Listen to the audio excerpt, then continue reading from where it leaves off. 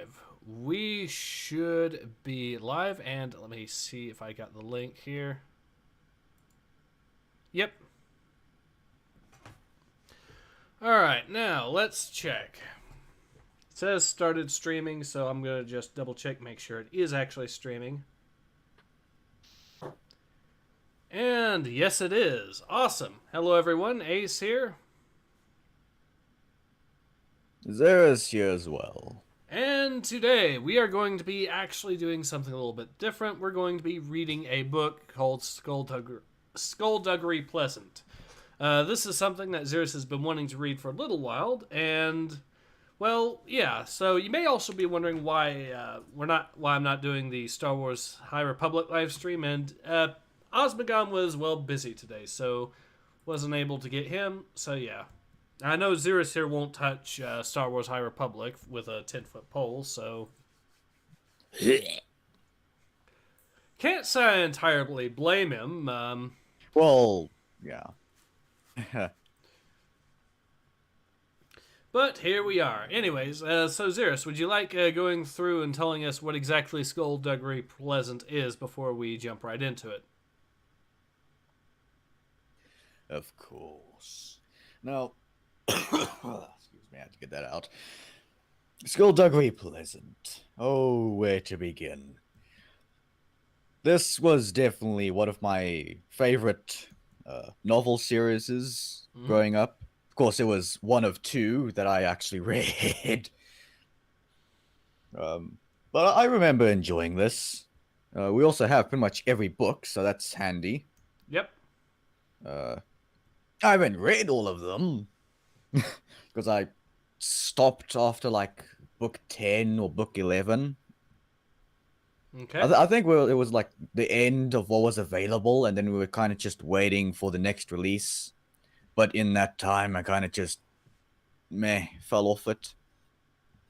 Okay. But yeah, in terms of what Skulduggery Pleasant is about, basically it's a weird magic realm world. It takes place in the real world. You know, no kind of science fiction, outer space stuff like Warhammer does. Mm-hmm. I don't remember all the details, but I do know that the magic in this novel is interesting. And there's a lot of like detective stuff. So basically it's like a detective magic adventure thing with a little bit of horror and action splashed here and there. Mm-hmm.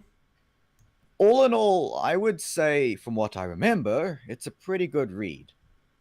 Of course, that was also when I didn't really understand that many fancy novel words and phrases and stuff. Mm-hmm. So revisiting this with the stuff I know now is definitely going to be interesting. Will the nostalgia hold up? But yeah, as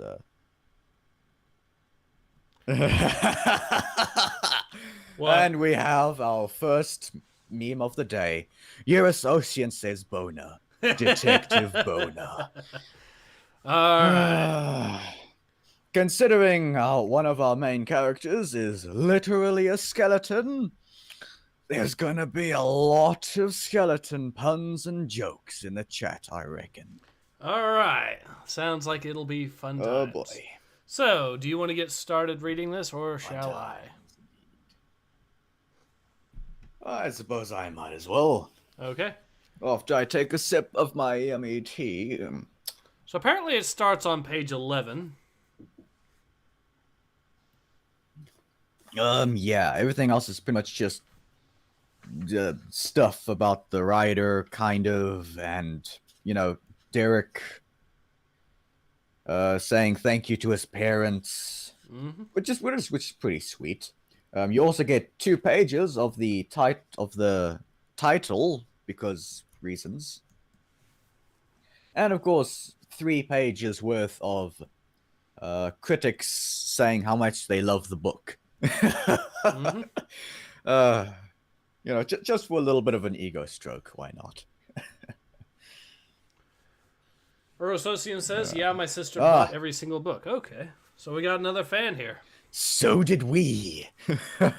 Well, he didn't say he was a fan. He just says his sister bought the books. Fair enough, fair enough. I think we can say his sister then is a But fan yeah. if she bought every single one. At least, yeah. Indeed. Well, I mean, we've also bought every single one, and we're still waiting for the next release, if there is a new release. So, yeah. Even though I don't read them, I still collect them. But Cool. today that's going to change, because we're going to start reading them once again. Okay. Let us begin. Gordon Edgley's sudden death came as a shock to everyone, not least himself. One moment he was in his study, 7 words into the 25th sentence of the final chapter of his new book. And Okay, sorry, I read that. But my brain and mouth are not very well connected today. Let me try that again. One moment he was in his study, 7 words into the 25th sentence of the final chapter of his new book, and the darkness reigned upon them. And the next he was dead. A tragic loss, his mind echoed numbly as he slipped away. The funeral was attended by family and acquaintances, but not many friends. Gordon hadn't been a well-liked figure in the publishing world, for although the books he wrote, tales of horror and magic and wonder, regularly teared their heads in the bestseller lists, he had the disquieting habit of insulting people without realizing it, then laughing at their shock. It was at Gordon's funeral, however, that Stephanie Edgley first caught sight of the gentleman in the tan overcoat. He was standing under the shade of a large tree, away from the crowd, the coat buttoned up all the way despite the warmth of the afternoon. A scarf was wrapped around the lower half of his face, and even from her position on the far side of the grave, Stephanie could make out the wild and frizzy hair that escaped from the wide-brimmed hat he wore low over his gigantic sunglasses. She watched him, intrigued by his appearance, and then, like he knew he was being observed, he turned and walked back through the rows of headstones and disappeared from sight. Whoa, bumping the microphone, that's not a good thing. All right. After the service, Stephanie and her parents traveled back to her dead uncle's house, over the humpbacked bridge and along a narrow road that carved its way through thick woodland. The gates were heavy and grand and stood open, welcoming them to the estate. The grounds were vast, and the old house itself was ridiculously big. There was an extra door in the living room, a door disguised as a bookcase, and when she was younger, Stephanie liked to think that no one else knew about this door. Not even Gordon himself. All right. You want me to take over? Nope, just gonna read a few of the live chat. Oh, okay. Eurosocium says, that is one way to create a cliffhanger, dying while making a book. Yep. Oh, that's a tragedy indeed. Dank Neverine says, holy shit, it's the first book. It's been fucking years. Yep. Yes, it has, Mr. Neverine. And also welcome. Welcome, dear listener.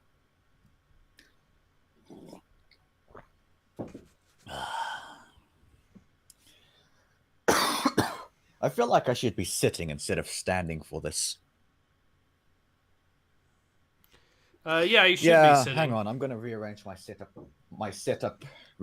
Okay. I'm gonna rearrange my setup real quick so I can sit instead of stand because this is hurting my back already. Yeah, and you're going to be at it for 2 hours, so, or we'll be at it for 2 hours, so yeah, probably a good idea. Hope everyone is enjoying the stream, of course. Yes. Already having a busy day, of course, with everything going on, you know?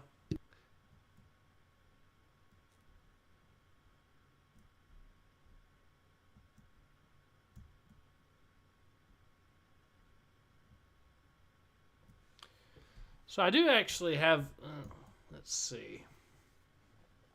And who knows, if the stream goes well enough, we might actually start doing more books as well. I've got a few I could read, of course.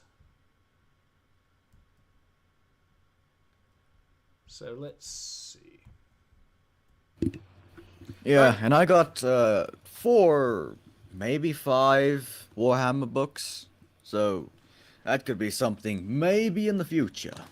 Yeah, I've got tons of non-fiction books as well. Alternatively, if that's your thing. Dark Design says, "How many books are there, and is this a children's adventure book?" In your opinion, Xerius, would you consider this to be a children's As adventure for book? children adventure book, I would say early to late teens is where someone might be able to start. Okay.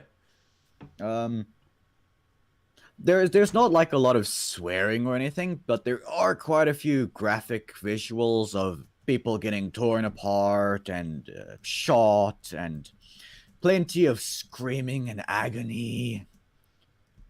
So yeah, I'd say young teen to late teen is the starting point. So children's adventure book, maybe. As for how many books there are, let me go check my collection. So one of the books I know for a fact that I own, and I just realized I do have a PDF for, is of course the old classic All Quiet on the Western Front. Although might be a bit on the bleak side for a live stream. I don't know. Orososium says 9 books for now. Okay. So the series has been out for quite a while, it seems. Interesting.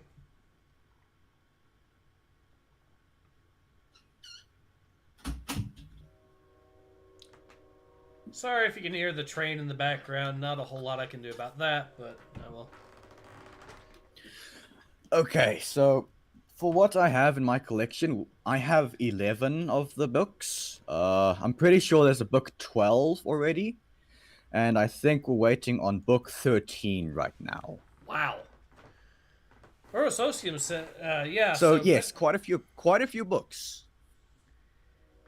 Yeah, it sounds like it. Definitely more than 9. Yeah, alrighty then. So I believe Where's the book? Where's my book? I believe we're up to it was a secret passageway right now. Oh, Dark Design says, "Let me just go check my collection." Well, that is an answer in and of itself. Yep. Well, I don't exactly have a large collection. I have Skulduggery Pleasant, the How to Train Your Dragon novel, the books, and a couple of Warhammer books. That's pretty much it. You know, it's not exactly a big collection, but that is a pretty good funny. Orososium says, "Oh, then my sister is missing too." Okay. Indeed. um, this is where I wish I had a proper mic stand. Because the way I want to sit with this book in my hand is gonna be further from the mic than I would like. Well, I just personally So use this is gonna be. I've been just personally using the PDF myself, but yeah, I know what you mean because one of the books Yes, well, I have the book.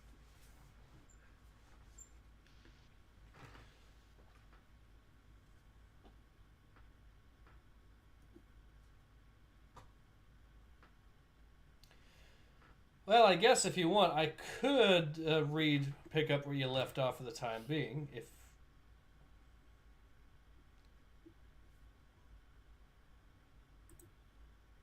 Oh boy, internet's messing with me now.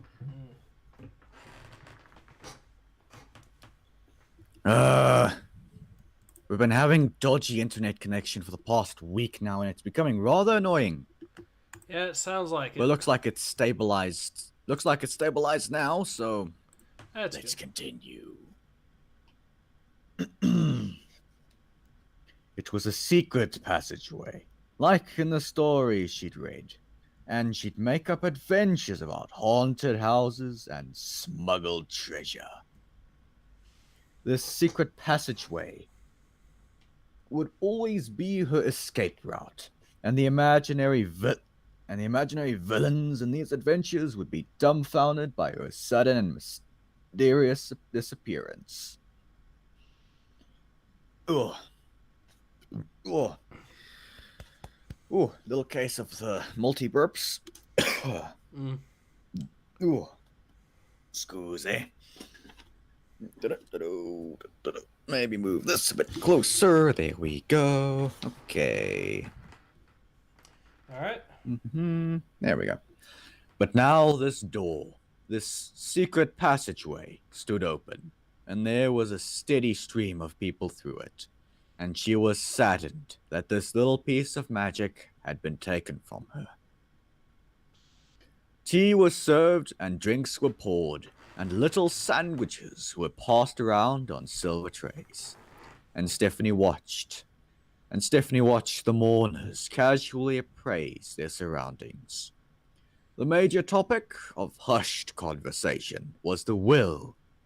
Gordon wasn't a man who inspired or even demonstrated any great affection, so no one could predict who would inherit his substantial fortune.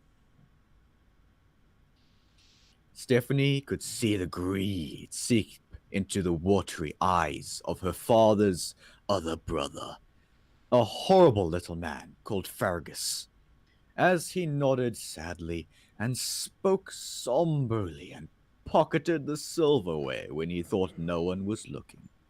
Oh yes, did I mention that this is kind of set in like Ireland or somewhere around that area? Okay. I probably should have mentioned that, huh? Yeah, that would be good to know. It's been a while since I've read, so I kind of forgot that detail.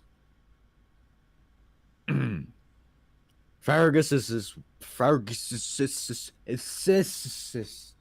I always have trouble when there's an S at the end of someone's name, and then it's this.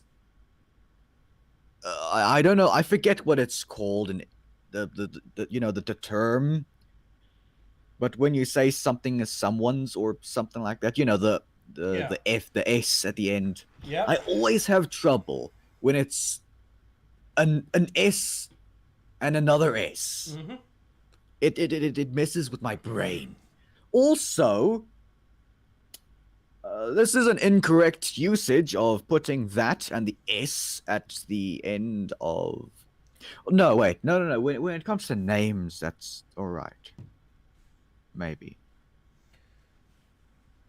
Okay, before I start remembering my old school days, let's continue. Mm-hmm. Fergus's wife was a thoroughly dislikable, sharp-feathered woman named Beryl. She drifted through the crowd, deep in unconvincing grief, prying for gossip and digging for scandal. Her daughters did their best to ignore Stephanie. Carol and Crystal were twins, 15 years old, and as sour and vindictive as their parents. Whereas Stephanie was dark-haired, tall, slim, and strong, they were bottle blonde, stumpy, and dressed in clothes that made them bulge in all the wrong places. Apart from their brown eyes, no one could guess that the twins were related to her. She liked that. It was the only thing about them that she liked. She left them to their party glares and snide whispers, and went for a walk. The corridors of her uncle's house were lined with paintings. The floor beneath Stephanie's feet was wooden, polished to a gleam, and the house smelled of age. Not musty exactly, but experienced. These walls and these floors had seen a lot in their time, and Stephanie was nothing but a faint whisper to them. Here, one instant, gone the next. Gordon had been a good uncle. Arrogant and irresponsible, yes, but also childish and enormous fun, with a light in his eyes and a glint of mischief.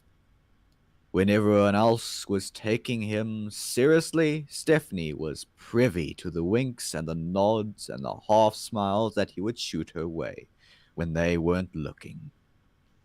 Even as a child, she felt she understood him better than most.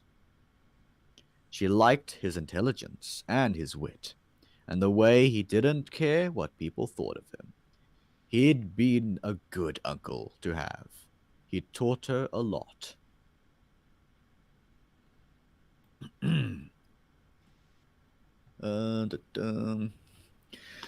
I feel like I'm hogging a bit too much of the narration. Would you like to take the next page?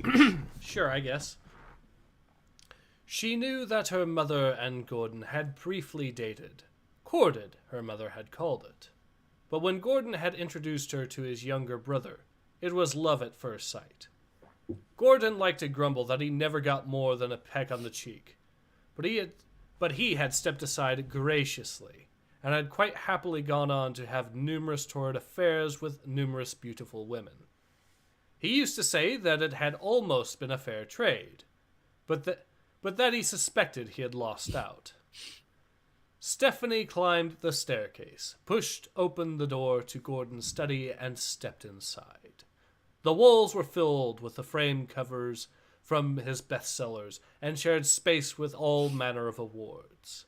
One entire wall was made up of shelves, jammed with books. There were biographies and historical novels and science text and psychology tomes. There were battered little paperbacks stuffed in between. A lower shelf had magazines, literary reviews, and quarterlies. Stephanie passed the shelves, which housed the first editions of Gordon's novels, and approached the desk. She looked at the chair where he died, trying to imagine him there, how he must have slumped, and then a voice so smooth it could have been made of velvet.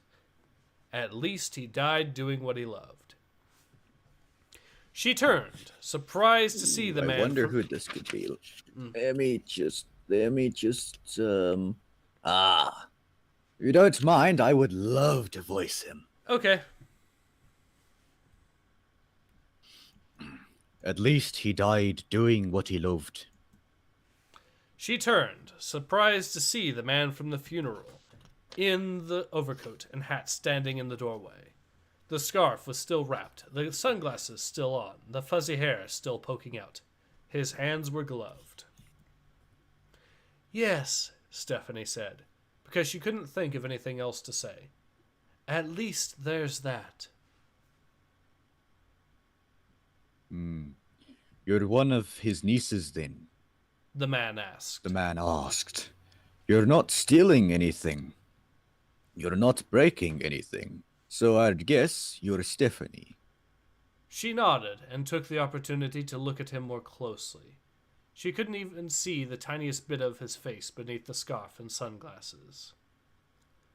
Were you a friend of his? She asked. He was tall, this man. Tall and thin, though his coat made it difficult to judge.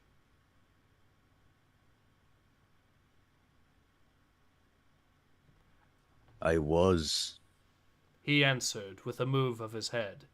This slight movement made her realize the rest of his body was unnaturally still. I've known him for years. Met him outside a bar in New York when I was over there. Back when he had just published his first novel. Stephanie couldn't see anything behind the sunglasses. They were pitch as black, or black as pitch. Are you a writer too? Me? No, I wouldn't know where to start.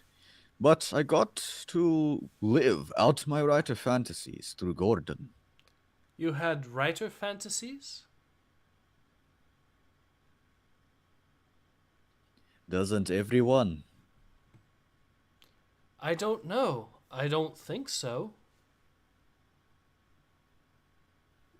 Oh, then that would make me some kind of odd, wouldn't it?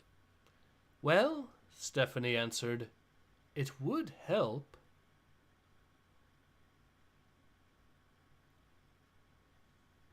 Oh boy. Internet, be going. This is not good. Oh dear. Let us give it a moment. While we wait, there is one message in the live chat. Yep. Orososium says, fuck, I remember the family now. I think I compared them to the Dursleys way back when. Okay. Trying to think of what I would compare them to.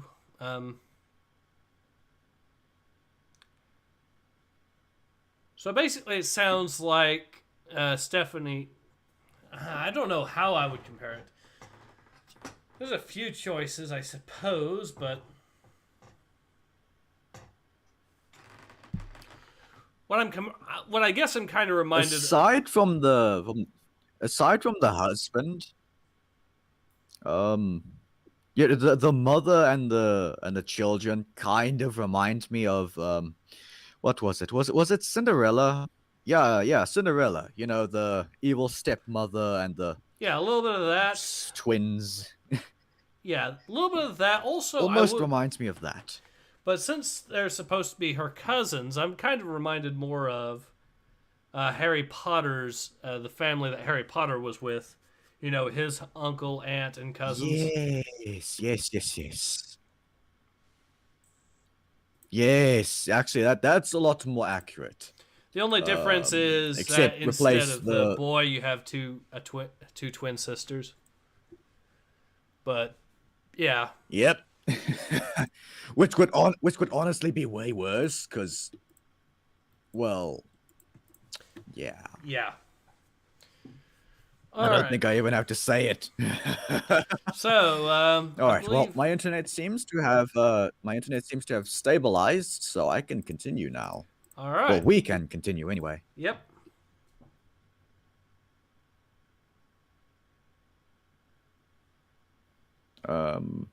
You need to know where you are. Trying to find where we were. Okay. Yeah. So your next line is Gordon used to talk about you all the time. Page. Okay. 17. I thought so. Yeah. Gordon used to. Oh, God, nope. The lag is back. The lag is back. I could hear you fine there. I don't know what's going on. Well, the stream is definitely suffering, and your voice on my side is stuttering a lot. That might be me. I don't know. I know for a fact that you're coming in nice and clear, though. That is odd. So it could actually be on my end or something. Chat, can you hear me coming through relatively well? Maybe.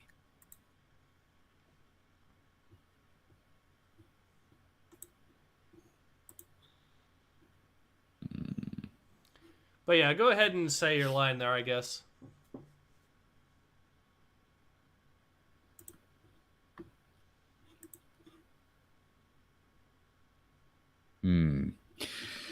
Yeah, let us go then. Gordon used to talk a lot about you all the time. Boast about his little niece. He was an individual of character, your uncle. It seems that you are too. You say that like you know me.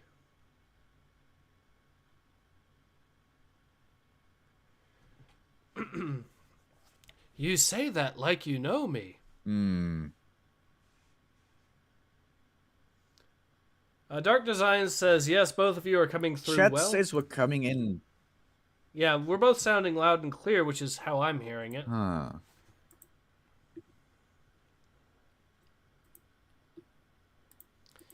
All right. Okay, well, everything's being very laggy for me. That could either be the internet or this laptop. Probably the laptop because, like I said, I you're have coming no in. idea. I think it would probably be maybe the laptop because, like I said, you're coming in really loud and clear here. Hmm. Let me see if I can perhaps. How do I activate? No, I'll just search. See if there aren't any tasks going on that are.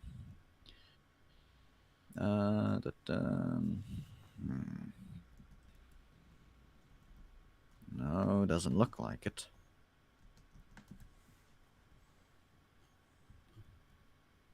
There's a lot of small stuff, but nothing big enough to. Oh, wait, there we go.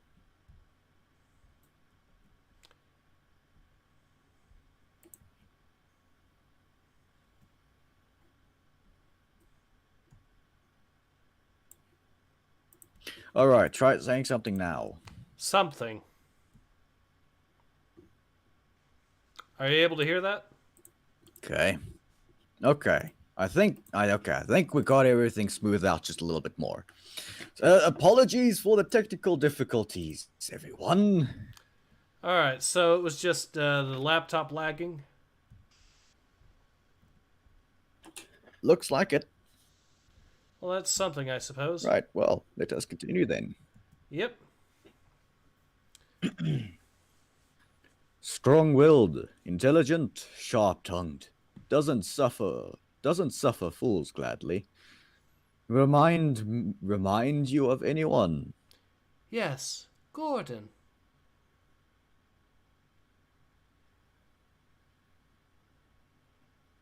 Interesting. Said the man. Because those are the exact words he used to describe you. His gloved fingers dipped into his waistcoat and brought out an ornate pocket watch on a delicate gold chain.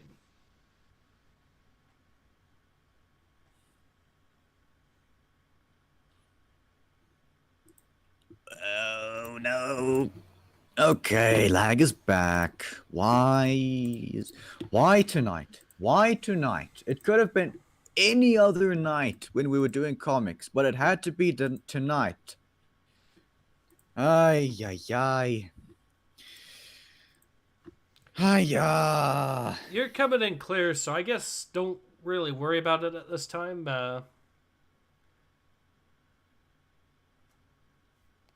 Sure, we can get through this. Yeah, it's just stuff like that kind of I know, bothers I me know. because to me you kind of sound like a robot at the moment.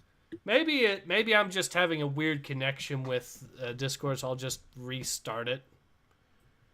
But Maybe. all right, I'll do that real Give it quick. a shot. I'll do that real quick. Okay.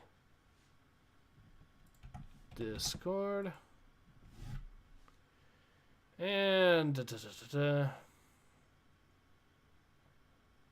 that should hopefully fix it. As well, see if that would help. All right. Can you hear me now? Xerius, am I coming in clear?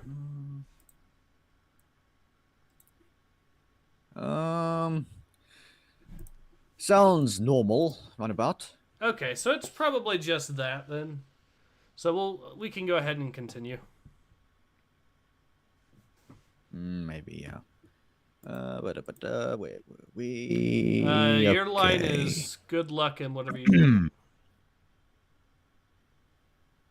Yeah. Good luck in whatever you decide to do with your life. Thank you, Stephanie said a little dumbly. You too. She felt the man smile, though she could see no mouth, and he turned from the doorway and left her there. Stephanie found she couldn't take her eyes off where he'd been. Who was he? She hadn't even gotten his name. She crossed over to the door and stepped out, wondering how he had vanished from sight so quickly. She hurried down the stairs and reached the large hall without seeing him. She opened the front door just as a big black car turned out on the road.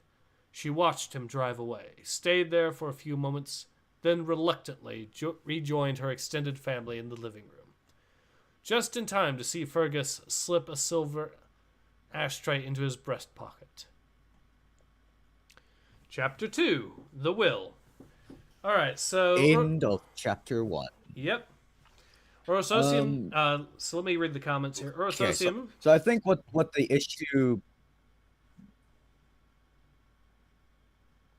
I think what the issue might be is our upload speed is a lot faster than our download speed. So I think our download speed right now is having a few troubles. Maybe? Because even my phone is being very slow. Maybe? I don't know. All I know is... It's interesting. I can hear you quite clearly, and so can everyone else, but...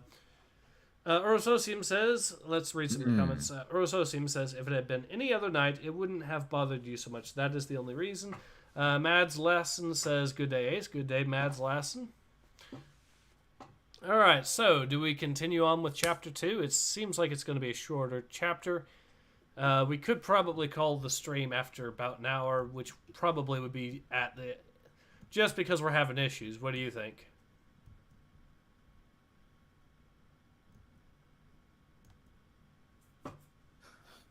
I think maybe.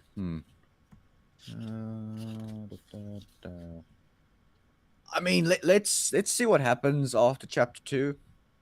I'm thinking maybe try do chapter 3,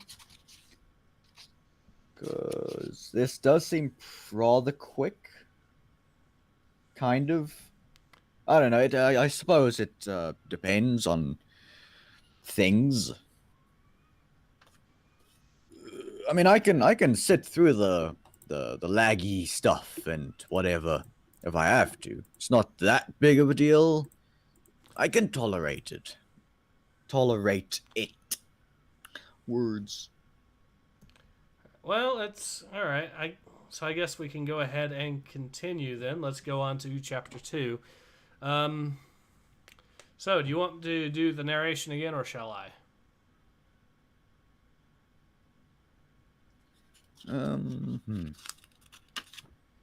I think maybe you can keep going. Okay. All right, we'll do. Chapter 2, The Will. Life in the Edgley household was fairly uneventful. Stephanie's mother worked in a bank, and her father owned a construction company. And she had no brothers or sisters, so the routine they had settled into was one of amiable convenience. But even so, there was always the voice in the back of her mind telling her that there should be more to her life than this. More to her life than the small coastal town of Haggard. She just couldn't figure out what that something was. Her first year of secondary school had just come to a close, and she was looking forward to the summer break. Stephanie didn't like school. She found it difficult to get along with her classmates. Not because they weren't nice people, but simply because she had nothing in common with them. And she didn't like teachers. She didn't like the way they demanded respect they hadn't earned. Stephanie had no problem doing what she was told, just so long as she was given a good reason why she should. She had spent the first few days of the summer helping out her father, answering phones and sorting through the files in his office. Gladys, his secretary of 7 years, had decided she had enough of the construction business and wanted to try her hand as a performance artist. Stephanie found it vaguely discomforting whenever she passed her on the street. This 43-year-old woman doing a modern dance interpretation of Faust. Solon the Lich... What? Huh? Of Faust. I forget what. I've heard the name. I think it's a play or something. Let me just double check. Yep, it's a play. That's what I thought it was. All right. Oh, okay. I think it's a German play of some sort. So Solon the Lich says, quotes, "ACE and Xerius, oh my god," sips on soy latte. Yes, I'm sure the impersonator is having a very fun time now that he has finally figured out that the account that he decided to impersonate me with is now being utilized as a means to advertise this channel. And what a beautiful thing it is. Oh, yes. Reverse Uno card. Well, so yeah. Anyways, let's go ahead and continue. Gladys had made herself a costume to go with the act. A costume, she said, that symbolized the internal struggle Faust was going through. And apparently she refused to be seen in public without it. Stephanie did her best to avoid catching Gladys' eye. If Stephanie wasn't helping out in the office, she was either down at the beach swimming or locked in her room listening to music. She was in her room trying to find the charger for her mobile phone when her mother knocked on the door and stepped in. She was still dressed in somber clothes she had worn to the funeral, though Stephanie had tied back her long dark hair and changed into her usual jeans and trainers within 2 minutes of returning home. "We got a call from Gordon's solicitor," her mother said, sounding a little surprised. "They want us at the reading of the will." "Oh," Stephanie responded. "What do you think he left you?" "Well, we'll find out tomorrow. You too, because you're coming with us." "I am?" Stephanie said with a slight frown. "Your name's on the list. That's all I know. We're leaving at 10, okay?" "I'm supposed to be helping Dad in the morning." "He called Gladys, asked her to fill in for a few hours, as a favor. She said yes, as long as she could wear the peanut suit."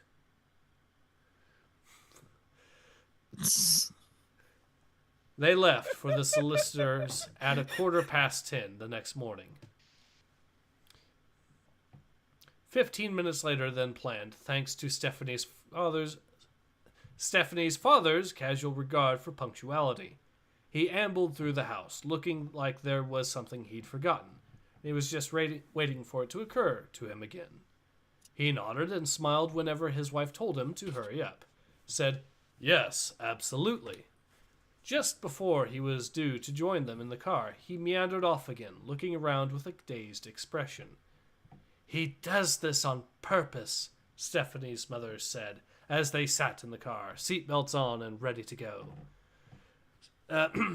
They watched him appear at the front door, shrug into his jacket, tuck in his shirt, go to step out, and then pause. "He looks like he's about to sneeze," Stephanie remarked. "No," her mother responded. "He's just thinking." She stuck her head out of the window. "Desmond, what's wrong now?" He looked up, puzzled. "I think I'm forgetting something." Stephanie leaned forward in the back seat, took a look at him and spoke to her mother, who nodded and stuck her head out again. "Where are your shoes, dear?" Okay. That's a new one. I have never left the house without shoes. He looked down at his socks, one brown, one navy, and his clouded expression cleared. He gave them the thumbs up and disappeared from view. "That man," her mother said, shaking her head. "Did you know he once lost a shopping center?" "He what?" I never told you that. It was the first big contract he got. His company did a wonderful job, and he was driving his clients to see it. He forgot where he put it. He drove around for almost an hour until he saw something he recognized. He may be a very, very talented engineer, but I swear he's got the attention span of a goldfish. So unlike Gordon. They weren't very alike, were they? Her mother smiled. It wasn't always this way. They used to do everything together. The three of them were inseparable. What? Even Fergus? Even Fergus. But when your grandmother died, they all drifted apart. Gordon started mixing with a strange crowd after that. Strange in what strange in what way? Ah, they probably just appeared strange to us, her mother said with a laugh. Your dad was getting started in the construction business, and I was in college, and we were what you might call normal. Gordon resisted being normal, and his friends, they kind of scared us. We never knew what they were into, but we knew it wasn't anything normal? Exactly. They scared your dad most of all, though. Orososium says the father is adopted or an alien. Honestly, he also sounds like he could also have a career in management, is what he sounds like. 'Cause I've got some stories from my past work experiences. I tell you guys about the time where one of my bosses had to have the fire department call us to inform us of the fact that the store was in fact on fire.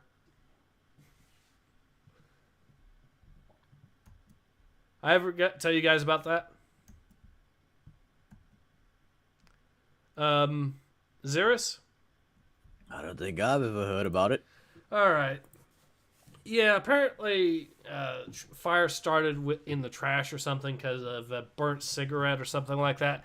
And so the fire department calls us because the manager is running around like a headless chicken, yelling fire, fire, rather than actually doing anything useful, like calling the fire department. So instead, the fire department calls us and says, hey, are you guys on fire? And we have to respond with, yes, we are.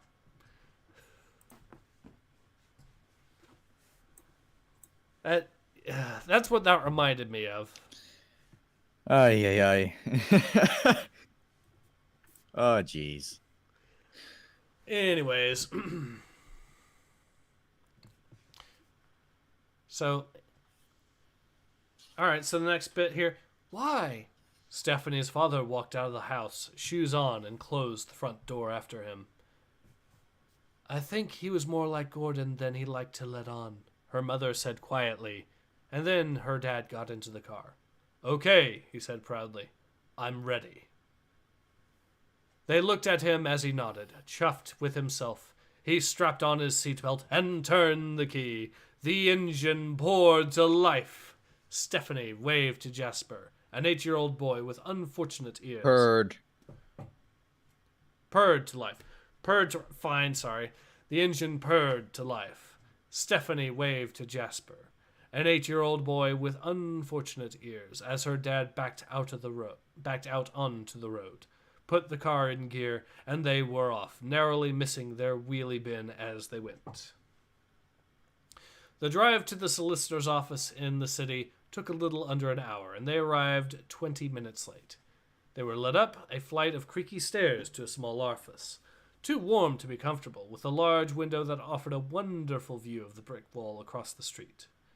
Fergus and Beryl were there, and they showed their displeasure at having been kept waiting by looking at their watches and scowling.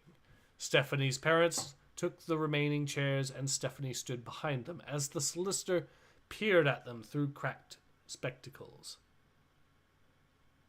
Do you want to voice Beryl, or shall I? It seems like I'm getting a lot of women voices, so how about you voice Beryl? Yeah, I can go for it. All right.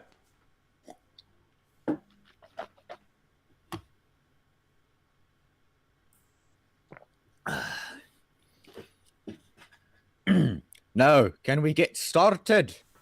Beryl snapped. The solicitor, a short man named Mr. Fedgwick, with girth and appearance of a sweaty bowling ball, tried smiling.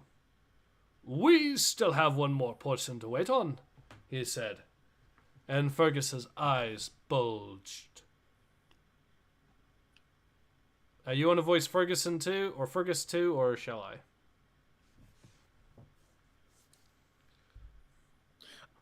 Oh. Beryl is the wife. Yes. Oh my god, no, I did. That's okay. I used a man voice for her. I think it fits. I think it fits her character, so that's fine. Oh my goodness. All right, well, moving on. Who? He demanded. The sorry, you're up again. There can't be anyone else. We are. Okay. There can't be anyone else. We are the only two siblings Gordon had. Who is it?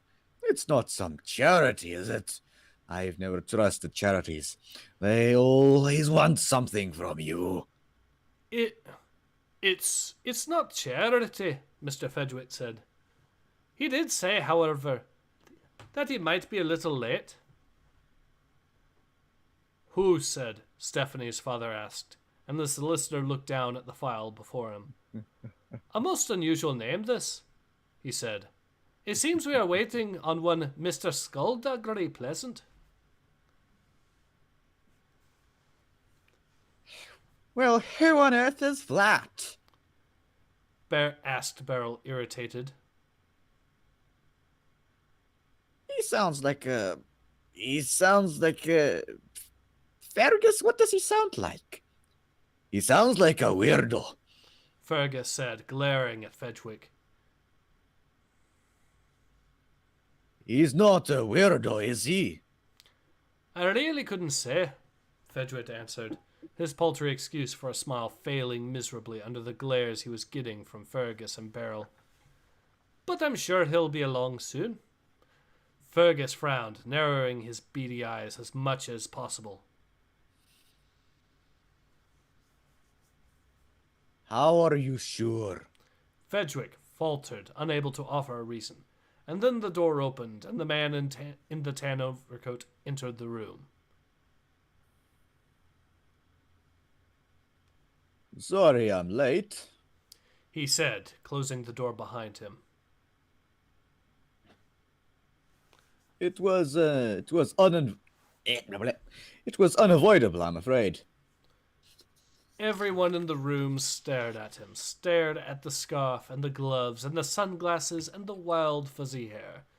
It was a glorious day outside.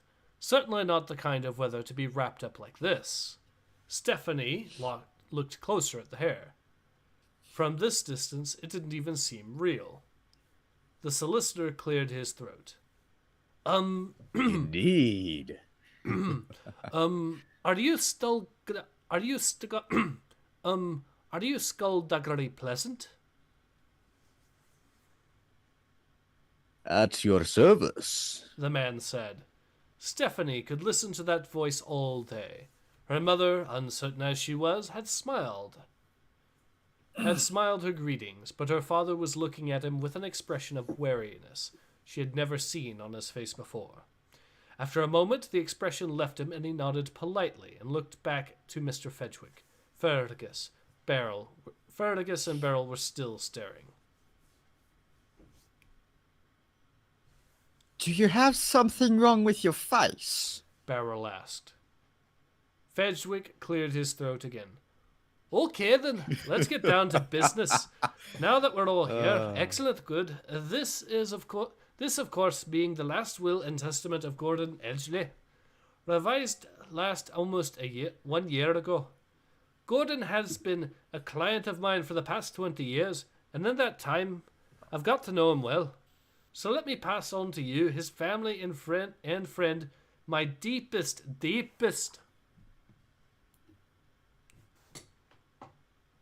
Yes. Fergus interrupted. No, different kind of yes. yes. Fergus interrupted, waving his hand in the air.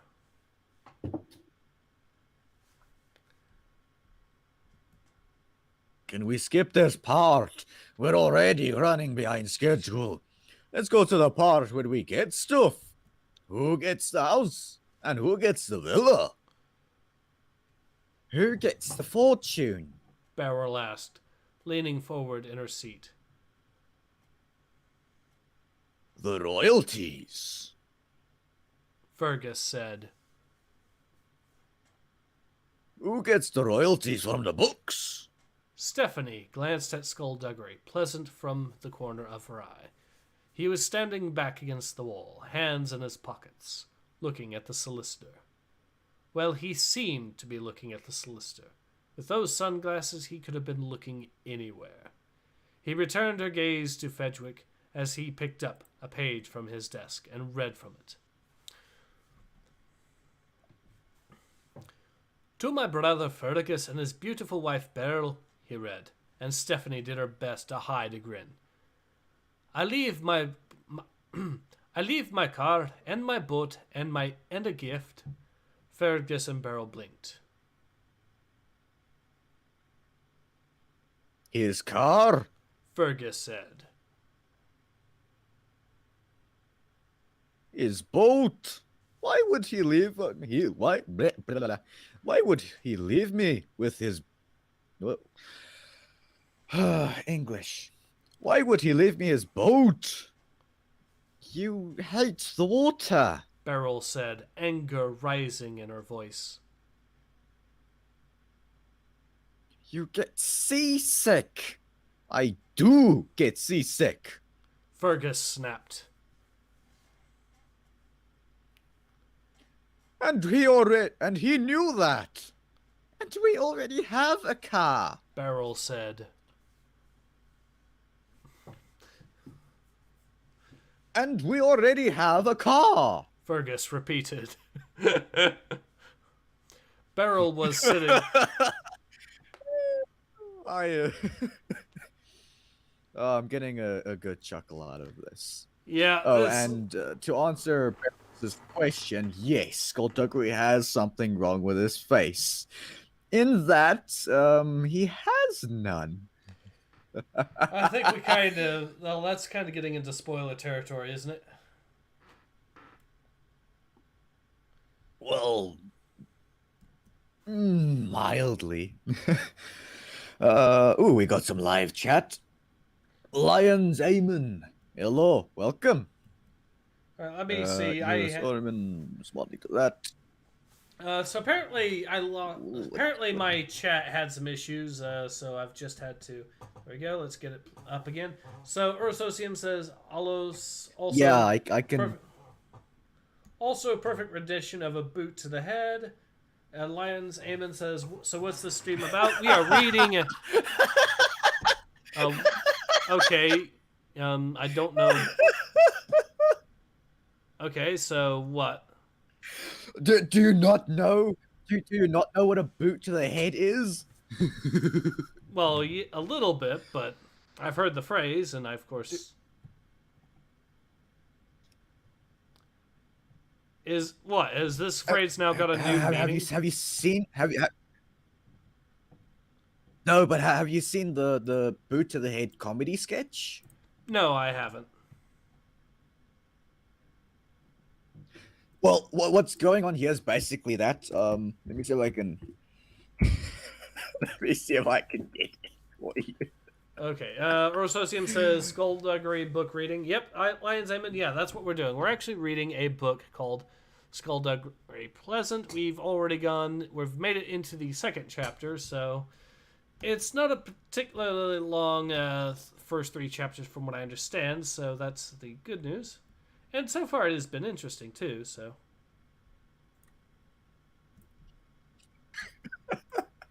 Oh, yes. This scene is absolutely just a boot to the head. Oh, I love it. Oh, now. this thing. Okay. Well, your Ostium is disappointed in you, Ace. I mean... Oh, he's disappointed. Sorry. But, alright, so we'll have... But yeah, okay, so... But yeah, but yeah, I can get the joke here. So basically, the person is using the will to troll. Boot to the head. Yeah, I see it. The problem is, I'm not sure I can play. Problem is, I'm not sure I can play it on here because YouTube will probably hate that. So I'll have to watch probably. it later. So maybe. Although I've actually give it a watch a bit later. One idea, by the way, speaking of which, I was thinking of doing for a live stream though, that I think I could have actually gotten away with, is I was actually thinking if you guys would be up for it. There is a movie I think I could actually get away with live streaming. That's because the movie is a knockoff film and wouldn't be able to actually copyright claim it. And the movie in question, since we were covering we were planning on covering Star Wars, the movie in question is Turkish Star Wars. If you ever heard of it. Oh, jeez. Have you heard of it? No, but I don't think I want to. It's hilarious, really. It's unintentionally awful, but it is hilarious. It is a classic example of so bad it's good. No, trust me. And believe it or not, I actually have a DVD copy of Turkish Star Wars. I ended up actually buying it in a bundle. I got Turkish Star Wars. I ended up buying Turkish Star Wars, Turkish Star Trek, and then Turkish Spider-Man all at the same time. Why? Why what? Why? Because it's hilarious. Why? No, really, it is legitimately hilarious. Of course. I mean, Turkish Spider-Man is so hilariously awful, they made Spider-Man the villain in it. No, really, Turkish Spider-Man... Lions Amon says, is the movie named Star Wars Rise of the Lollies? No, it is actually titled The Man Who Saved the Earth, technically, but most people just refer to it as Turkish Star Wars. But yeah, Orzosian says bootleg of a bootleg. Technically. But that's the thing. They wouldn't actually be... the people who made Turkish Star Wars wouldn't actually be able to copyright strike me for doing a live stream of it. Turkish Star Wars, the only sequel worth watching, says Solon. You know, that's the sad thing. Turkish Star Wars did actually get a sequel. It did well enough that it actually got a sequel. But yeah, there's a lot of Turkish knockoff films out there too. Like, there's Turkish Wizard of Oz. There is Turkish Batman. There is Turkish Rambo. In fact, there's multiple Turkish Rambos. There's a Turkish Rambo First Blood Part 1, and then there's a Turkish Rambo 3. No idea knowing where First Blood Part 2 is, but yeah, and by the way, if you thought Turkish Rambo wasn't silly enough, they have him fighting zombies in Turkish Rambo First Blood Part 1 for some reason. And if you thought that the plot of these movies is absolutely mental. No, really. Like I said, Turkish Spider-Man, they made Spider-Man the villain. You want to know who the good guys are in Turkish Spider-Man?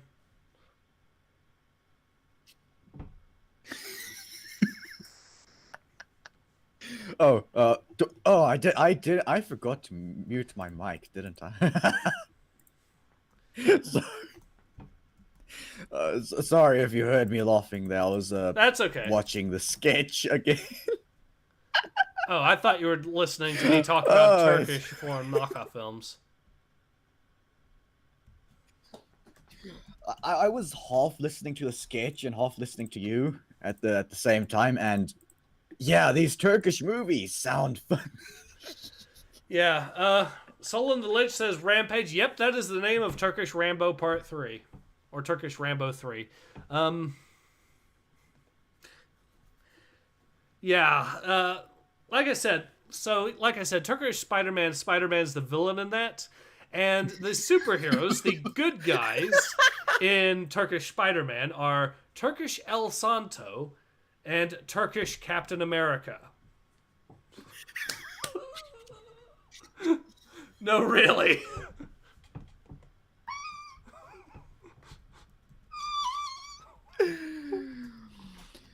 Uh, oh, jeez. And my God, Oh, if the this costume... sounds all too fascinating. wait till you see what the costume looks like for Turkish Spider-Man. Oh, and there's also... You want to know what the punchline is? There is actually a Oh, punchline. thanks. Huh? Oh, God. Yeah, I was actually thinking of doing that CVG. I was thinking of possibly making it a community event. So, like, we'd go to a Discord server so some of the fans could watch and we could all just riff one of these Turkish knockoff films. But yeah, that's what Turkish Spider-Man looks like. I've sent it in the live chats for you. I'm not gonna touch it because I want to keep my sanity. Oh, it's hilarious. No, really, it is. Just I can imagine so. Also, Ace, as whenever you get the chance, you have to watch this this comedy sketch. I will. And I bequeath to you a boot to the head. Dunk. Rososium says, "My God, it really was made by his grandma." Oh, by the way, that was the punchline. By the way, speaking of which, the punchline: Turkish Spider-Man is the first time that Spider-Man was actually in theaters. Was the first Spider-Man movie ever shown in theaters. I just want you to get that through there. Turkish Spider-Man was the first Spider-Man movie.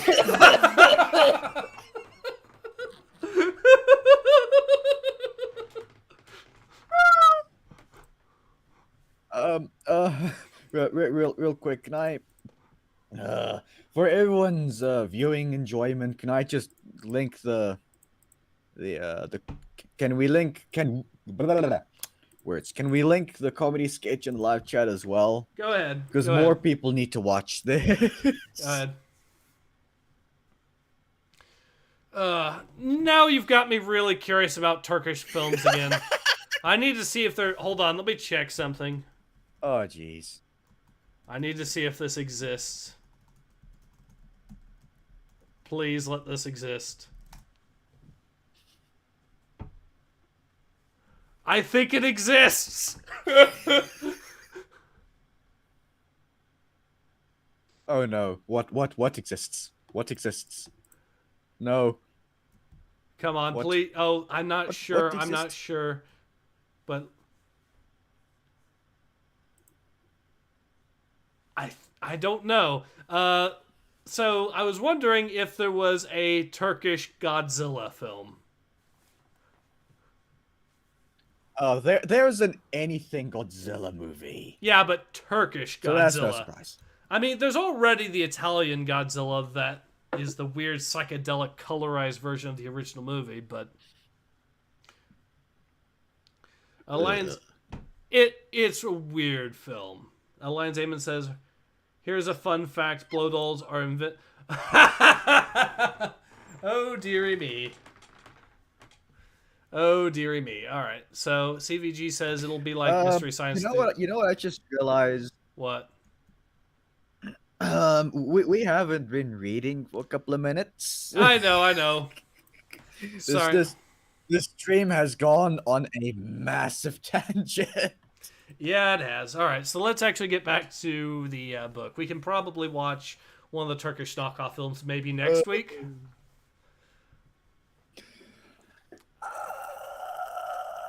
I would kind of like to watch it. I would really like to watch one of these films as a stream. Maybe we can do it. Maybe we can do it on a Monday instead because I kind of enjoy reading things. Solon the Lich says, "Bro, have you checked Spanish Silent Hill?" Okay, you've instantly got my curiosity. This sounds like something special, but I'll look at it later. But I will have a look at... Well, let's actually go in... have a look at the book here again. Sorry. I believe you are going up with the... Okay, so... I think the line is mine. So, Beryl was sitting so far up on her chair that she was almost on the desk. This gift. She said, her voice low and threatening. Is it the fortune? Mr. Fedrick coughed nervously and took a small box from his desk drawer and slid it towards them. They looked at this box. They looked some more. They both reached for it at the same time, and Stephanie watched them slap each other's hands until Beryl snatched it off the desk and tore the lid open. What is it? Fergus asked in a small voice. Is it a key to the safety deposit box? Is it an account number? What is it? Wife, what is it? All color had drained from Beryl's face, and her hands were shaking.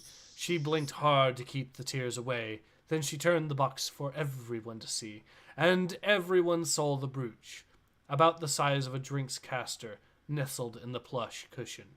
Fergus stared at it.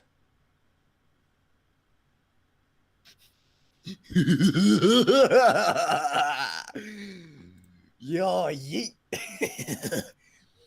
You know what?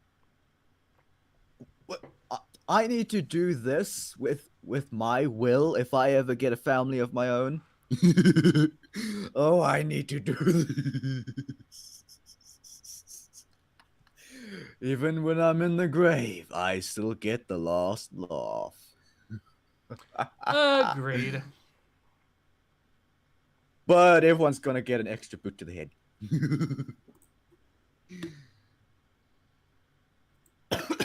All right, moving on. It doesn't even have any jewels on it. Beryl said, her voice strangled.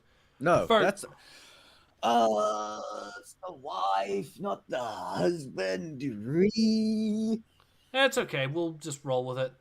Fergus opened his mouth wide like a startled fish and turned to Fedrick. What else did we get? He asked panicking. Mr. Frederick tried another smile. Your brother's love?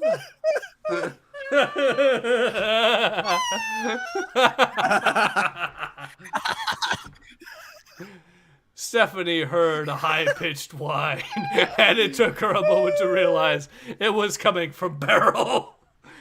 Fedrick returned his attention to the will, trying to ignore the horrified looks he was getting from Fergus and his wife. To my good friend...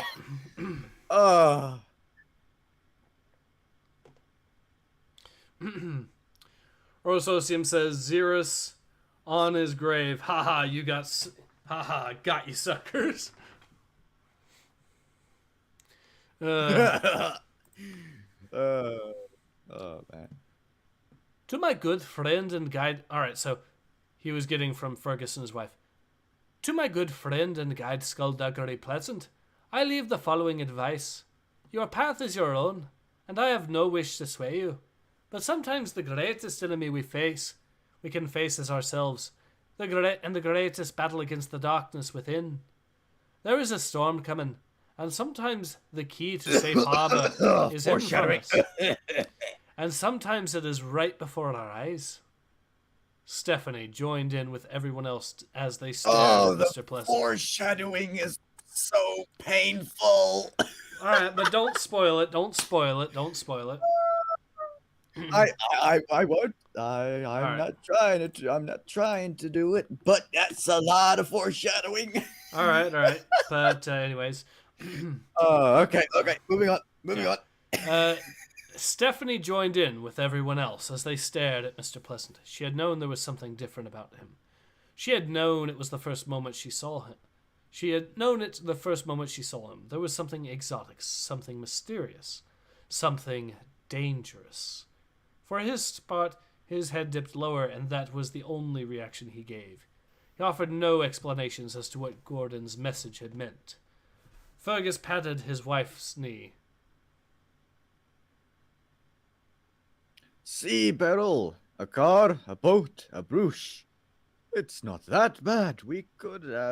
He could have given us some stupid advice. Oh, shut up, you.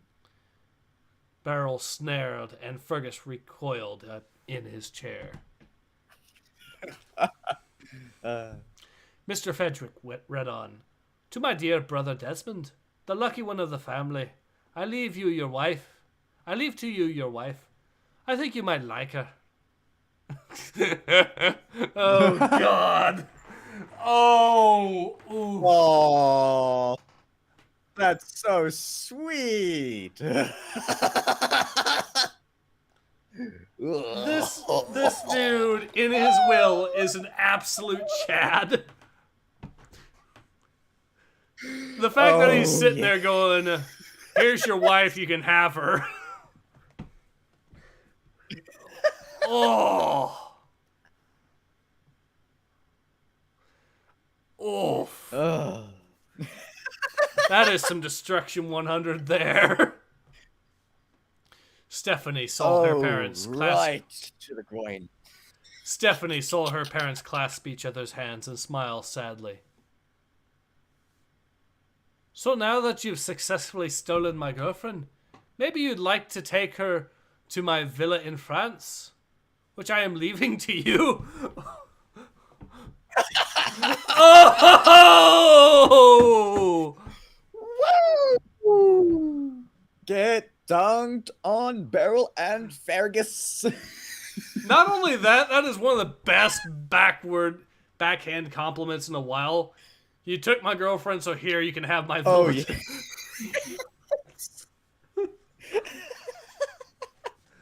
That,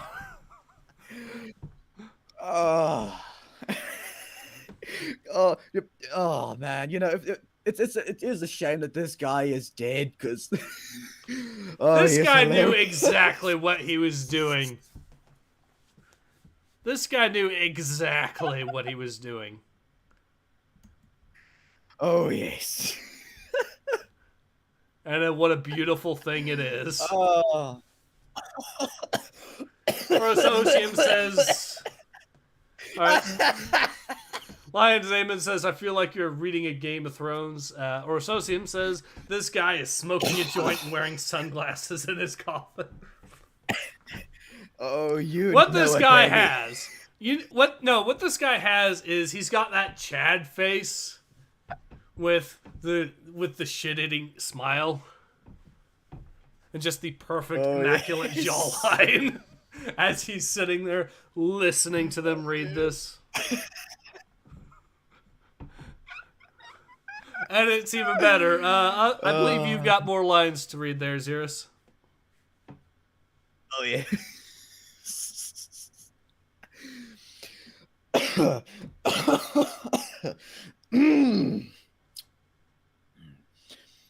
They get the villa? Beryl cried, jumping to her feet. Beryl? Fergus said. Please.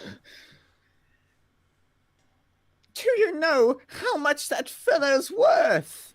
Beryl continued, looking like she might lunge at Stephanie's parents. We got a brooch. They get a villa.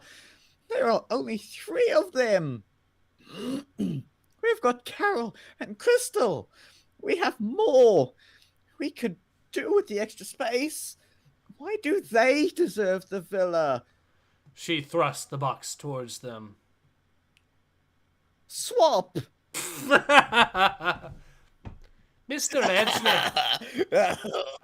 Mrs. Edgley, please really take your seat or we shall be unable to continue, Mr. Fedric said, and eventually, after much bug-eyed glaring, Beryl sat down. Thank you, Fedric said, looking like he had quite enough excitement for one day. He licked his lips, adjusted his glasses, and peered at the will again. If there is one regret that I have in my life, it is that I never fathered any children. There are times when I look at Fergus and Beryl have produced, There are times when I look at what Ferdigus and Beryl have produced, and I consider myself fortunate. Oof. But there are also times... Oh! The chat strikes again. But there are also times when it breaks my heart. It just keeps coming and coming. Oh, Yeah. It's like that one character from The Simpsons. He's already dead. Yep. Uh, But there are also times when it breaks my heart. And so finally to my niece Stephanie. Stephanie's eyes widened. What? She was getting something? Leaving the villa to her parents wasn't enough for Gordon? Fedric continued reading. The world is bigger than you know, and scarier than you might imagine. The only currency worth anything is being true to yourself, and the only goal worth seeking is finding out who you truly are. She could feel Fergus and Beryl glaring at her, and she did her best to ignore him. Make your parents proud, and make them glad to have you living under their roof, because I leave you my property and possessions, my assets and my royalties to be inherited on the day you turn 18. I'd just like to take this opportunity to say that, in my own way, I love you all, even those I don't particularly like. That's you, Beryl. Oh! oh, take that bull. You know what? That just this whole leaving her niece the stuff, the royalties and whatnots. My brain instantly went to I don't know if you've watched JoJo's Bizarre Adventure. A little bit. I've seen it through to basically into the Jotaro arc with him fighting Dio. Ah, okay. Well, this instantly reminded me of Speedwagon. The Incidental Speedwagon Foundation. Yep. Even though it's not really the same, my brain just instantly went there. Probably because I've been binging on JoJo memes recently. All right, Oh, so man. Fedric took off his spectacles and looked up.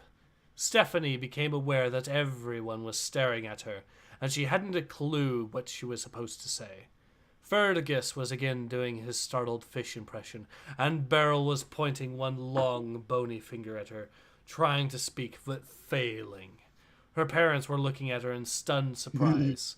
Only Skulduggery Pleasant moved, walking behind her and gently touching her arm.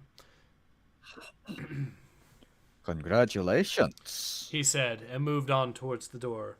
As soon as it clicked shut behind him, Beryl found her voice. Her? She screamed. Her? Yep. So how much more do we have? 48 pages. So we're doing pretty good, I think. Alright, so it's been at it. I think we have enough time to get through the last chapter, if it's alright with you. The third chapter? Yeah. So, but first, I really need some water. Okay. So, Cardian says, "What's up and what is going on this time around?" Well, we are reading a book called Skulduggery Pleasant. This was Xerius' suggestion, and yeah, it's been fun so far. It's definitely been fun. Apparently, we just read the will of an absolute Chad, who basically took the will to just troll one of the particular relatives he did not like in particular, and it has been absolutely beautiful. Orososium says Xerius nearly died of laughter, a la Who Framed Roger Rabbit. Yeah, that's a pretty accurate statement at this point. And while we've been at it, we were also talking a little bit about the foreign knockoff films, like Turkish Star Wars, that we might do a live stream of at some point. And what a wonderful thing those will be, I am sure. Yürü dizi. Alright, so, are you back for more, Xerius? All right, I have water and I'm back. Yeah, boy. Oh, Eurus Osium, if you think I'm almost dying of laughter in this, you clearly haven't seen what happened when I saw Ray's face. Yes, that the one time. Ray NPC face. That beautiful, beautiful thing that my was my me. soul literally left my body for a good 10 minutes. I had to shorten the moment down a little bit because it was just way too long for a shorts format. So admittedly, I did have to cut a little bit out there, but yeah, that's understandable. My throat is getting a bit gunky. I do not like that. of course, it also reminds me a little bit of the end to Marnius Calgar or Osmogon's reaction, or rather your laughter to Osmogon's reaction. I still feel sorry a little bit for Osmogon, but my god, was that not funny.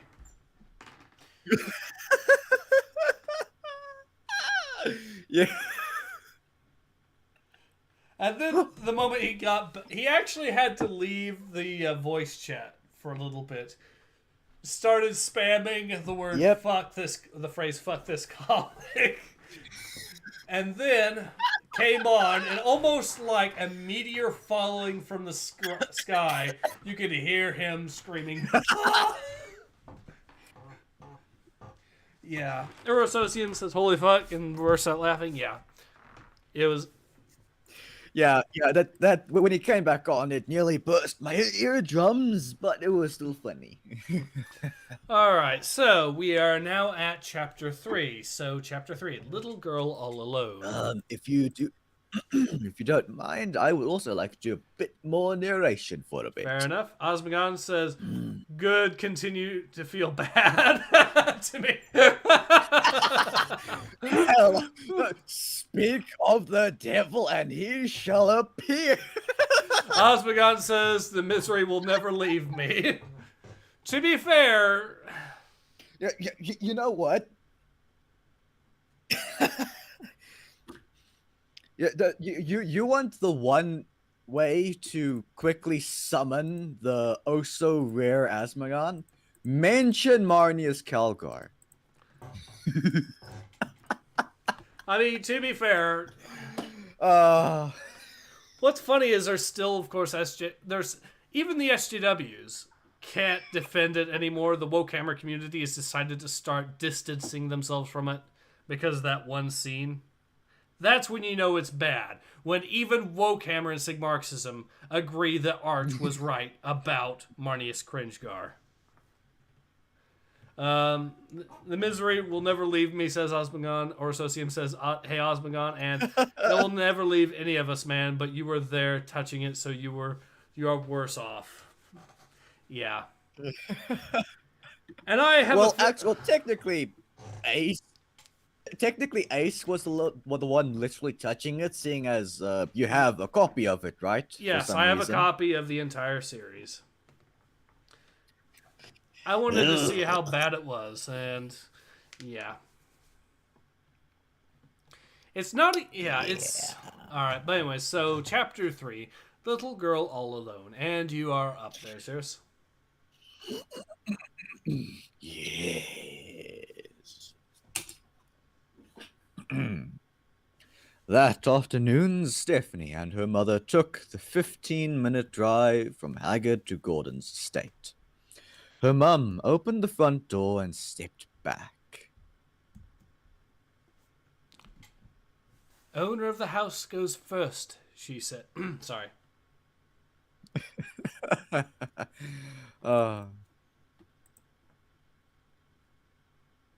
Nice. she said with a little smile and a bow, and Stephanie stepped inside. She wasn't thinking of this house as her property. The idea was too big, too silly. Even if her parents were technically the custodians until she turned 18, how could she own a house? How many other 12-year-old kids own houses? My brain did a small brain fart there because I'm seeing the word custodian outside of 40K. Yep. So let me read some of the comments here. It's weird when that happens. So Urososium says, Ace, what the fuck, man? How could you have that in solid form? Okay, so I ended up buying and basically pre-ordering the set before I realized it was going to be bad enough that I ended up needing to do live streams on it. And before I also realized that there was going to be a digital copy available. So that is why I ended up owning them. Ososium says, I prefer Kryptonite analog. Anything Anita related is just Ike Eternal. Oh, yeah. So Osmongon says, touching it like Superman touching Kryptonite, or Anita Sarkeesium hearing criticism. That is because she is the human embodiment of it. Oh! I mean, you want to know what the sad part is about her now, right? You guys want to know the sad part about her now. She is now, unironically, defending terrorists. Because the whole 6 days in Fallujah thing, she actually got involved in that and decided to defend the insurgents that were busy doing horrible things to the civilians over there. She actually openly defended them. Yeah, I'm not surprised, considering she's one of them. Speaking of which, that reminds me, now's a good time to bring this up. I decided to actually troll the woke community over that, because you remember that change.org petition they all decided to sign? Yeah. I decided to respond by creating a petition of my own, demanding that the UN create a... Ah, yes. So in case anyone is curious and wants to sign or promote it, here you guys go. Here's the actual petition, because I'm sure you can imagine just how the SJW crowd would react if that actually got anywhere. Oh, yeah. Osmogon says, why am I not surprised? Because that's just how SJWs are these days. Cardicardian says, custodians, you say. Yep. I'm only hearing that sound. But yeah, there you go.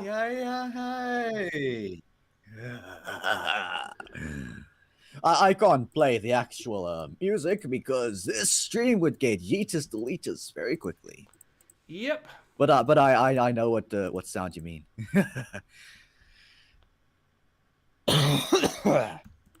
Right. Let's continue, shall we? All right. Oh, Osmogon actually just donated. Holy crap. Yeah, Osmogon donates $10, says, I got to bounce.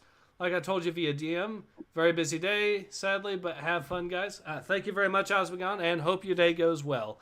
Also, Osmogon, if you're still here real quick, just wanted to say, maybe Monday, if you're up for it, maybe we could watch Turkish Star Wars as part of a stream or something.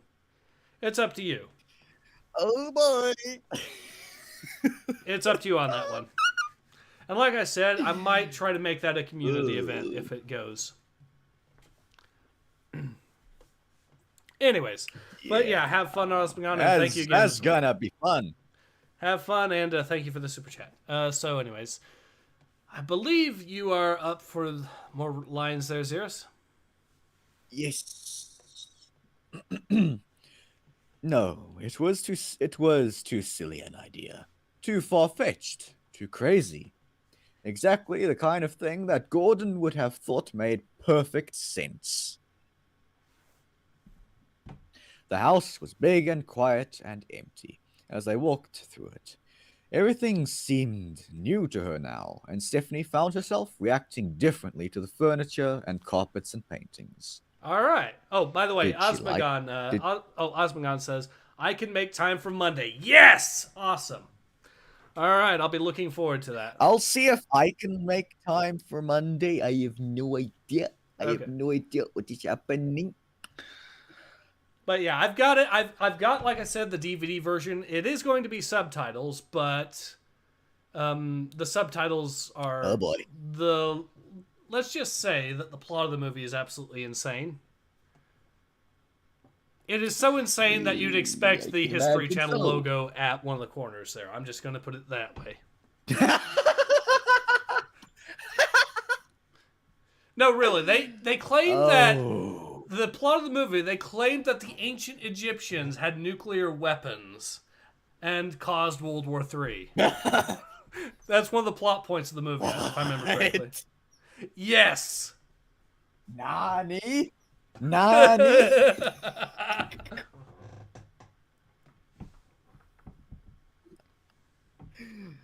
Bacana.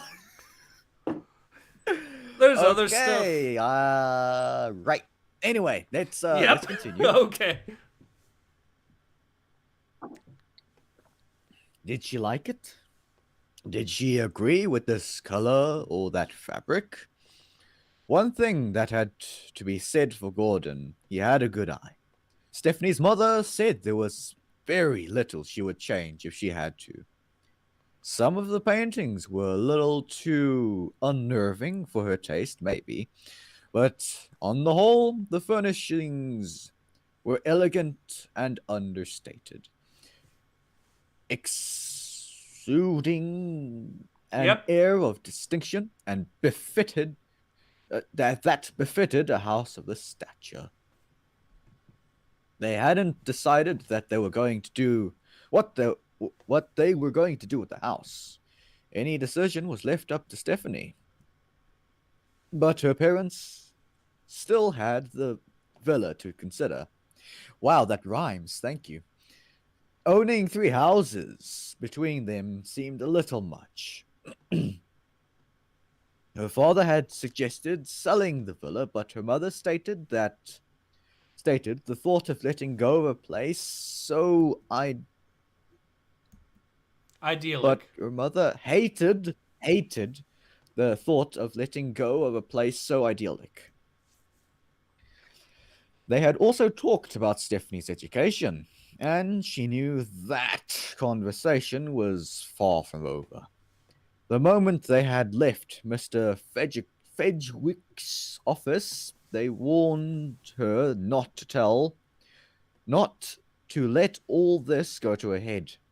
Recent events, they had said, should not mean she could stop studying, stop planning for college. She needed to be independent, they said. She needed to make it her own. She needed to make it on her own. I am really struggling to grammar right now. My brain hurt.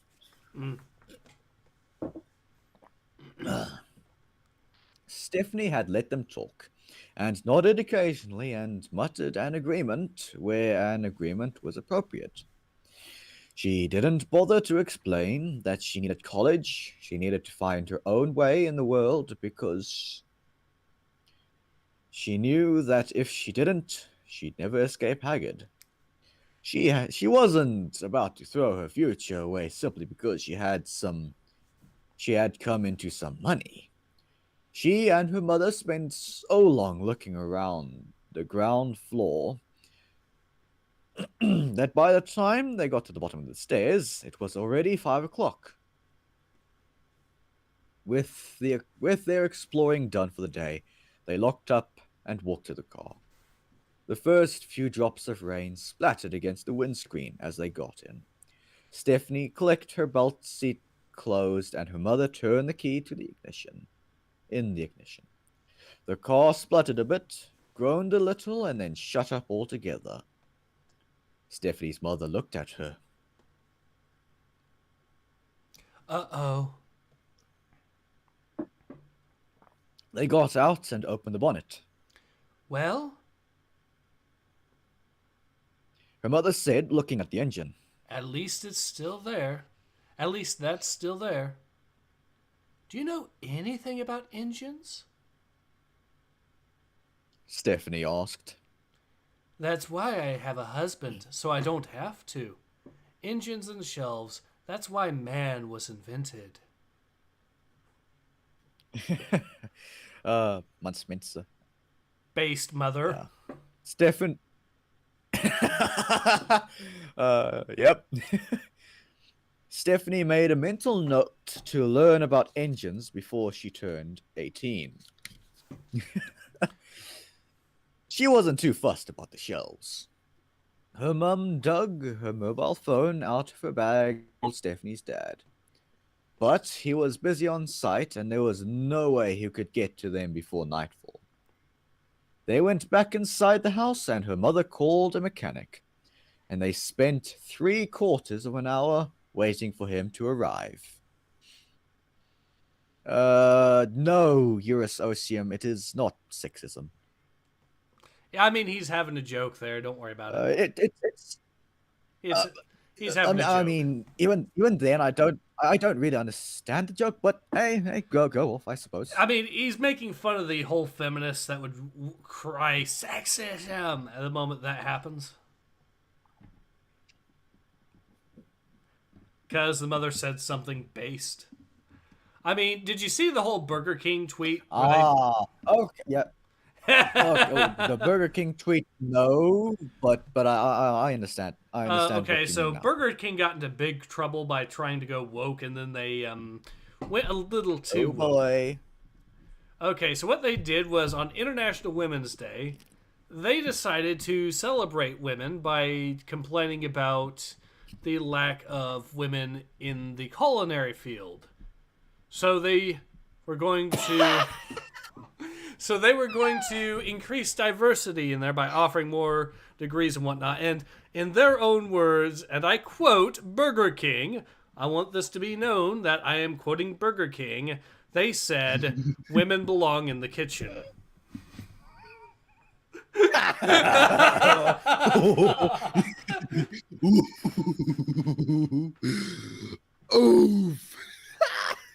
And you can imagine just how the Twitter crowd reacted to that.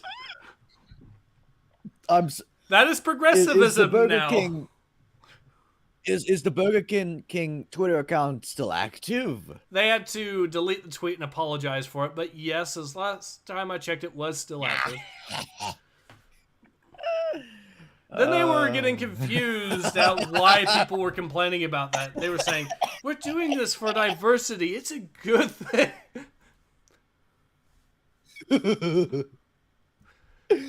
Oh, the poor ignorant bastards. Here, I actually got a video up so I can show you. I can actually show you the video I made on it because this was hilarious. It's a short video, but Acardian says classic, or Socium says back to the kitchen. There you go. But yeah, they did actually do that.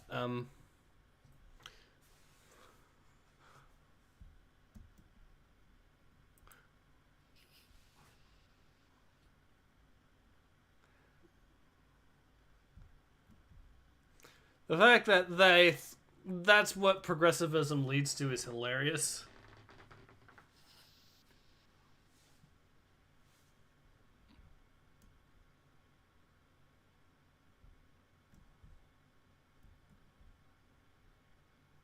But, yeah.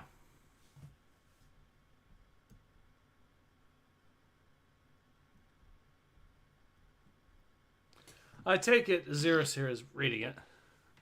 Or watching it.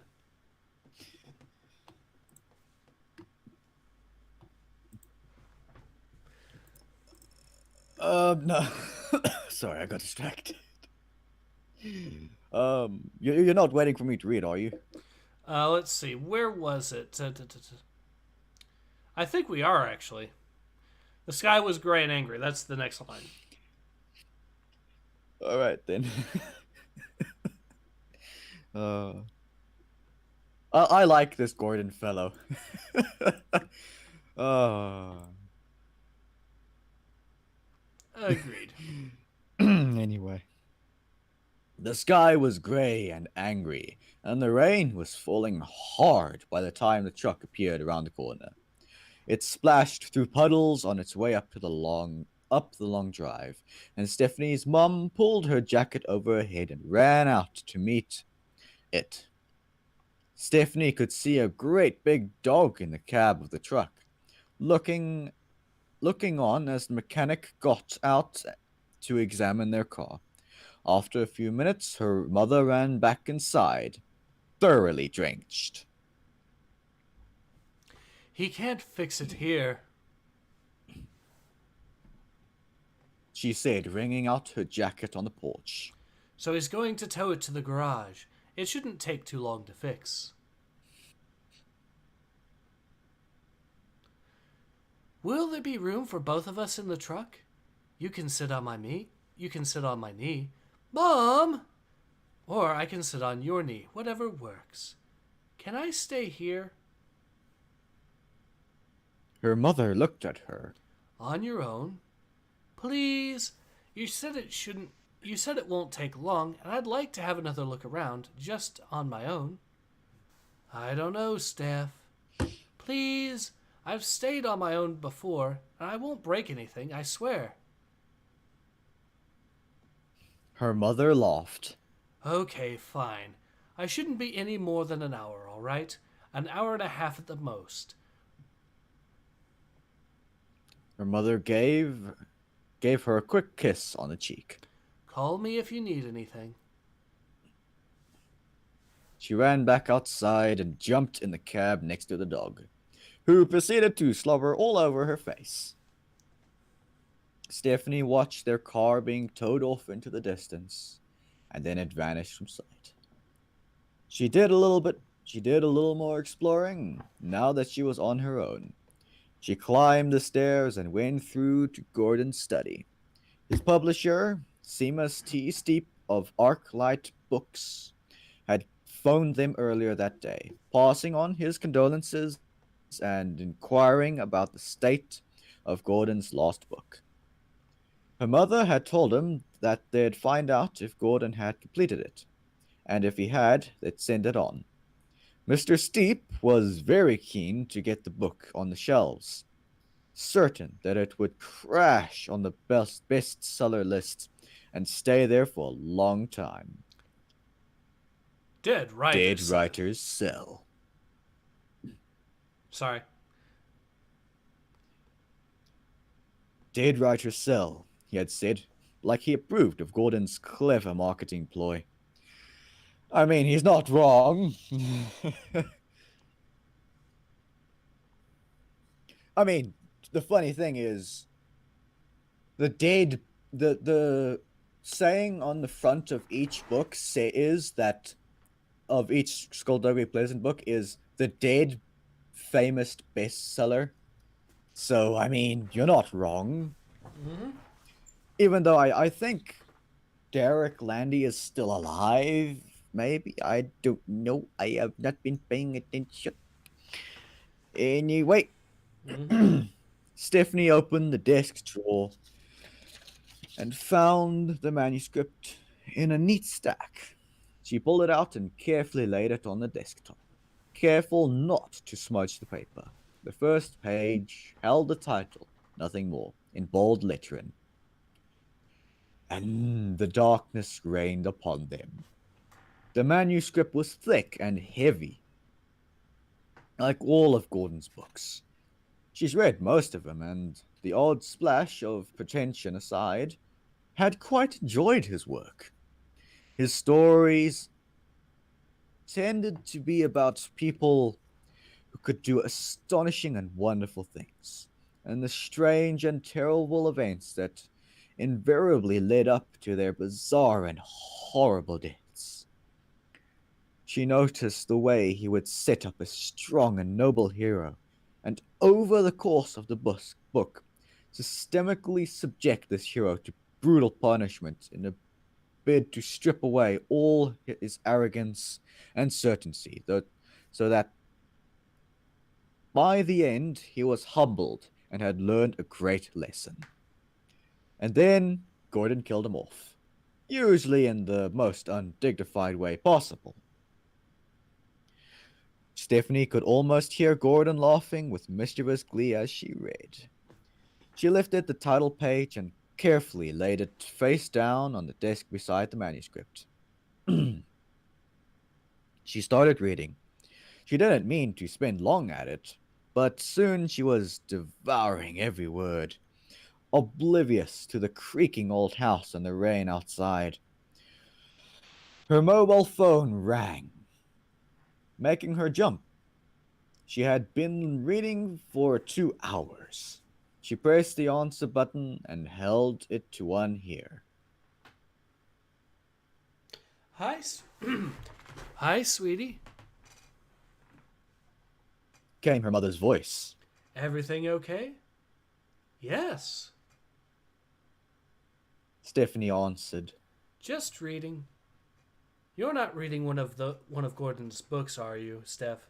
He writes about horrible monsters and scary stuff and bad people doing worse things. It'll give you nightmares. No, Mom, I'm reading the dictionary. When in doubt, say you're reading the dictionary.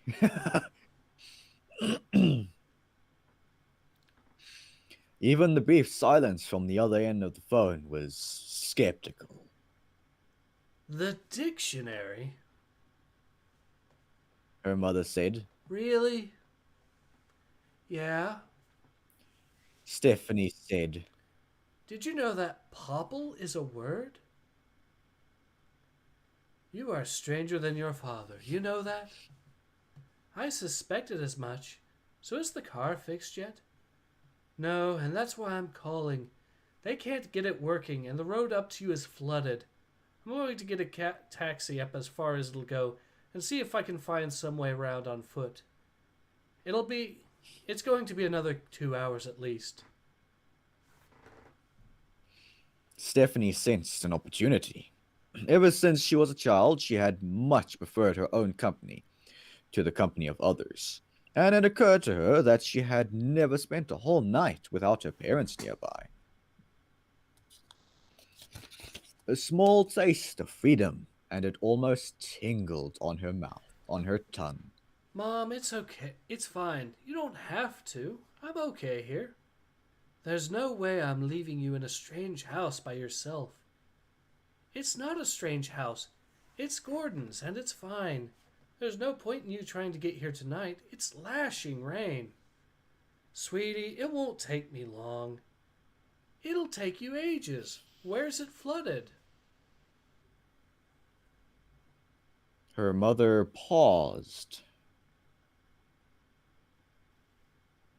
At the bridge. The bridge? And you want to walk from the bridge to here? If I speed walk... Mom, don't be silly. Get Dad to pick you up. Sweetheart, are you sure? I like it here, really, okay? Well, okay. Her mother said reluctantly. I'll be over first thing in the morning to pick you up, all right? And I sold some food in the cupboards, so if you're hungry, you can make yourself something. Okay, I'll see you tomorrow then. Call us if you need anything or if you just want some company. I will. Night, Mom. I love you. I love you. I know. There we go. Stephanie hung up and grinned. She slipped the phone back into her jacket and put her feet up on the desk, relaxing back into the chair and went back to reading. When she looked up again, she was surprised to find that it was almost midnight and the rain had stopped. If she were home right now, she'd be in bed. She blinked, her eyes sore, stood up from the desk, and went downwards to the kitchen. For all its wealth and success and extravagant tastes, she was thankful that when it came to food, Gordon was a pretty standard guy. The bread was stale and the fruit was a bit too ripe, But there were biscuits and there was cereal, and the milk in the fridge was still good for one more day. Ah, yes. Biscuits and cereal for midnight snacks. Ah, that's a classic. Stephanie made herself a snack and wandered to the living room, where she flicked on the TV. She sat on the couch and was just getting comfy when the house phone rang. She looked at it, resting there on the table at her elbow. Who would be calling? Anyone who knew Gordon had died wouldn't be calling because they'd know he had died. And she didn't really want to be the one to tell anyone who didn't know. It could be her parents, but then why didn't they just call her mobile? Figuring that as the new owner of the house, it was her responsibility to answer the phone, to answer her own phone. Stephanie picked it up, and held it to her ear. Hello?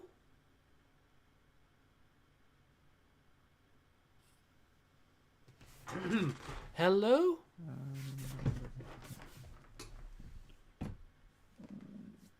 Stephanie repeated. I suppose I could go for this. Yeah. This voice. Who is this? Came a man's voice. I'm sorry.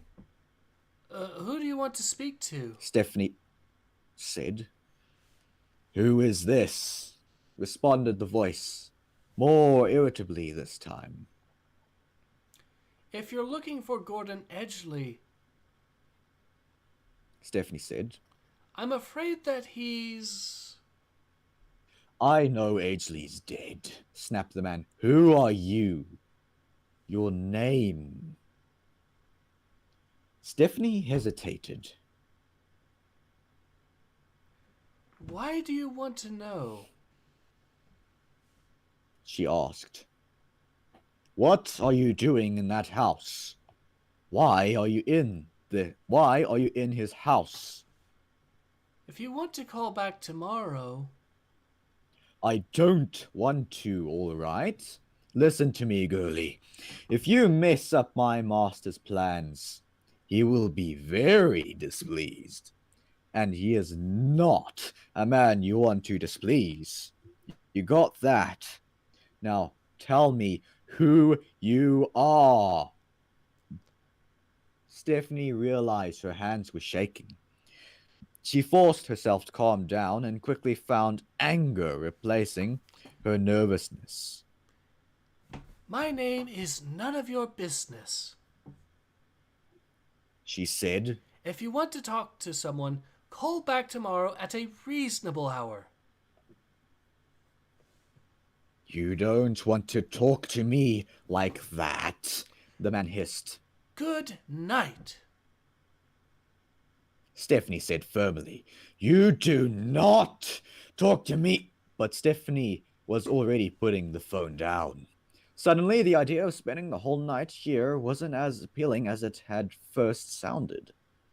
She considered calling her parents, then scolded herself for being so childish.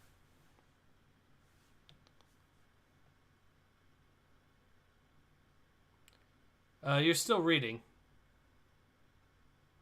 These are technically her thoughts. Okay. So I don't know if it should be narration or Yeah, good point. No need to worry them. She thought to herself. No need to worry them about something so... Someone pounded on the front door. Open up! Came the man's voice between the pounding. Stephanie got to her feet, staring through the hall beyond the living room. She could see a dark shape behind the frosted glass around the front door. Open the damn door! Stephanie backed up to the fireplace, her heart pounding in her chest. He knew she was in there. There was no use pretending she wasn't. But maybe if she stayed really quiet, he'd give up and go away. She heard him cursing, and the pounding grew so heavy that the front door rattled under the blows. Leave me alone! Stephanie shouted, "Open the door!" No! She shouted back. She liked shouting. It disguised her fear. I'm calling the police! I'm calling the police right now! The pounding stopped immediately, and Stephanie saw the shape move away from the door. Was that it? Had she scared him away? She thought of the back door. Was it locked? Of course it was locked. It had to be locked. But she wasn't sure. She wasn't certain. She grabbed a poker from the fireplace and was reaching for the phone when she heard it on the window beside her. She cried out and jumped back. The curtains were open, and outside the window, which was pitch black, she couldn't see a thing. "Are you in there? Are you alone in there?" came the voice. It was teasing now, playing with her. Go away! She said loudly, holding up the poker so he could see it. She heard the man laugh. "What are you going to do with that?" he asked. I'll break your head open with it! Stephanie screamed at him, fear and fury bubbling inside her. She heard him laugh again. "I just want to come in," he said. "Open the door for me, girlie. Let me come in." The police are on their way. "You're a liar." Still, she could see nothing beyond the glass, and he could see everything. She moved to the phone, snatching it from the cable. "Don't do that," came the voice. I'm calling the police. "The road's closed, girlie. You call them. I'll break down that door and kill you hours before they get here." Fear became terror, and Stephanie froze. She was going to cry. She could feel it, the tears welling up inside her. She hadn't cried in years. What do you want? She said to the darkness. Why do you want to come in? "It's got nothing to do with me, girlie. I've just been sent to pick something up. Let me in. I'll look around, get what I came here for, and leave. I won't harm a pretty little hair on your pretty little head. I promise. Now, just open that door right this second." Stephanie gripped the poker in both hands and shook her head. She was crying now, tears rolling down her cheeks. No! She said.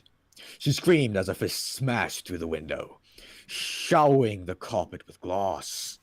She stumbled back as the man started climbing in, glaring at her with blazing eyes, unmindful of the glass that cut into him. The moment one foot touched the floor inside the house, Stephanie was bolting out of the room, over to the front door, fumbling at the lock. Strong hands grabbed her from behind. She screamed again as she was lifted off her feet and carried back. She kicked out, slamming a heel into his arm. The man grunted and let go, and Stephanie twisted, trying to swing the poker into his face, but he caught it, and pulled it away from her grasp. One hand went to her throat, and Stephanie gagged, unable to breathe as the man forced her back into the living room.